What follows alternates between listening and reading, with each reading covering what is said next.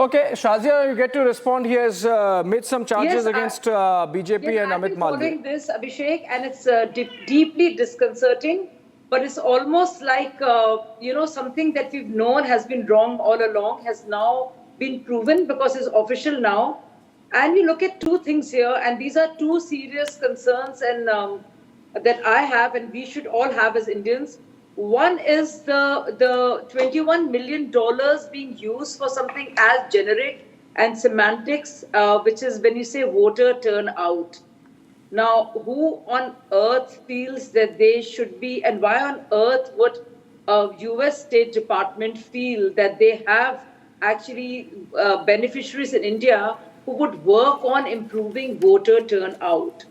So this is one would like to know the beneficiaries of this and how long this has been going on. You are in government, Shazia. You should know by now. I mean, you are in government. Every investigative agency, every agency that can find out is under your command. You should be able to find out. And Prime Minister Modi has been best friends with Obama, Biden, and now Trump. He should know it firsthand. Yeah, one will find out firsthand. But aren't you glad it's been slashed? सारी दुकानें बंद हो गई हैं.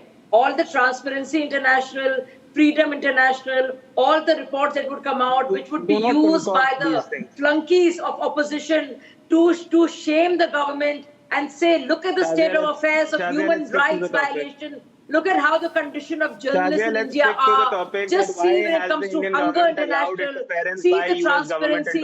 All that has finally been called out. This is where the reports were coming. Why has Prime Minister Modi allowed this interference for which are the NGOs which are working with certain parties to ensure that voters think a particular way, that they feel victimized a certain way, that a certain major majoritarian fascist party is working and undermining the minority. Nikhil, don't interfere. Yes, Nikhil, don't interfere. Many more. Yes, absolutely. Nikhil, and yes, thank God we are India, and you should be proud of the fact that Modi, your Prime Minister and my Prime Minister, is respected and admired by Barack Obama, by Joe Biden, and by Donald Trump. You should be proud of it as much as I should be proud of it. There's nothing to mock and scoff about it. Look at the power we have as a country with a Prime Minister like that. And we will get those names out, the beneficiaries of this, and they should be called out and revealed here.